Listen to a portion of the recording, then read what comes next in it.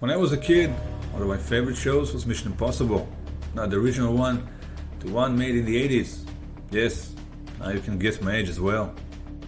The gadgets, infamous music, and of course, the masks. It was brilliant each time and you never got enough of it. Now, just as a new N7 movie in the franchise hits the big screen, we wish to share with you 11 things you probably didn't know about Mission Impossible movies. This video will self-destruct in 5, 4, 3, nah, I'm kidding, 2, 1.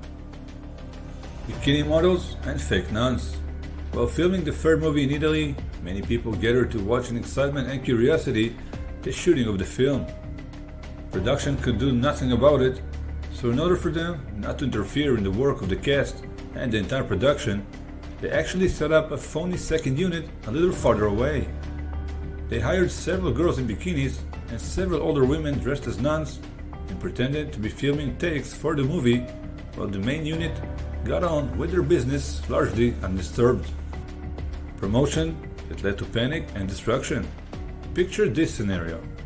In order to promote the third movie in the series, Paramount placed digital audio players that played the Mission Impossible theme song when the doors to 4,500 random vending boxes containing copies of the Los Angeles Times were opened.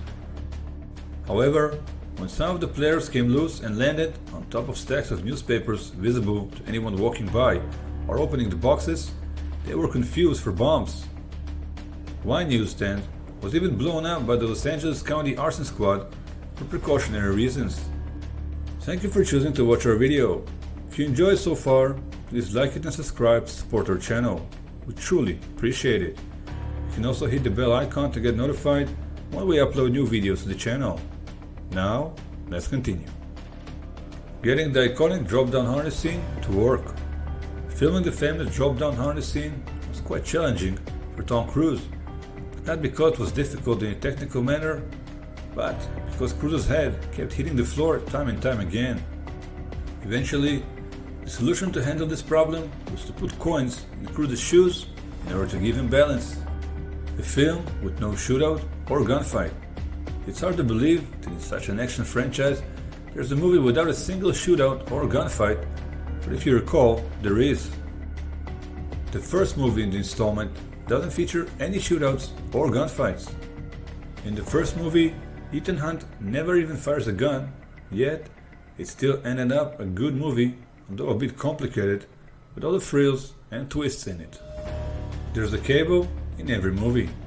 Did you ever notice that in each Mission Impossible movie, someone is suspended by a cable while breaking into a location?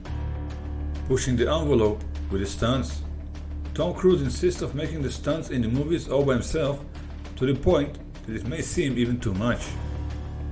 In the Mission Impossible 2 movie, Cruise insisted that a real knife will be used in the knife in the eye scene. In the Mission Impossible Rogue Nation, Cruise was actually hanging from the outside of the plane with no stunt doubles used or any special effects. In Mission Impossible Fallout, Cruise himself leaps from one building to another where he actually broke his ankle. In the current N7 movie, there's a great scene and stunt with a motorcycle right off a cliff, but you'll see it for yourself once you go to see the movie. Emilio Estevez's role in the first movie.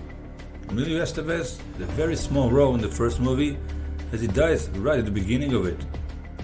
As it turns out, Estevez was cast in the role of Jack Harmon, who dies right as the movie begins in order to shock the audience, as you wouldn't expect such an actor to have only a few minutes in such a movie. Well, it worked on me. An inside joke about the first movie.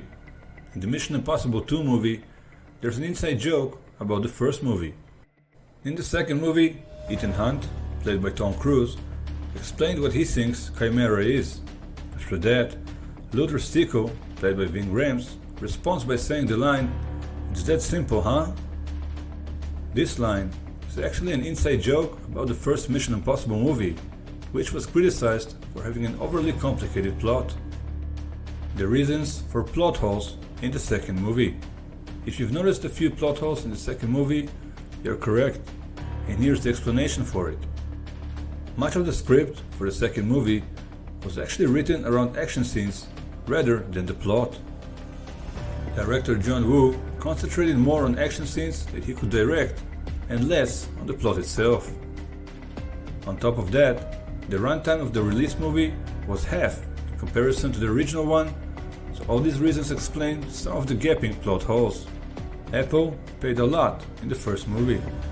You've heard of product placements in movies, right? When you see some kind of a brand appearing in a movie, well, this isn't of good heart, nor it's free. Apple paid $15 million in order to have their personal computers appear in the first movie. The money was also for print and TV ads, and Apple also launched an online game related to the movie. The company claimed that the 1996 agreement was the first partnership between the studio and a major high-tech firm to promote the movie. From Alias to Mission Impossible. Tom Cruise binged on DVD the spy show Alias by J.J. Abrams and liked it so much that he offered, or chose, Abrams to be the director of the third movie in the installment. So kids, work hard, make good shows, you can find yourself working with Tom Cruise. Thank you for watching. What is your favorite movie in the franchise? Let us know in the comments. Reminding you to like our video if you enjoyed it and subscribe to support our channel. We truly appreciate it. Also, hit the bell icon to get notified when we upload new videos to the channel. Have an amazing day and remember that nothing is impossible.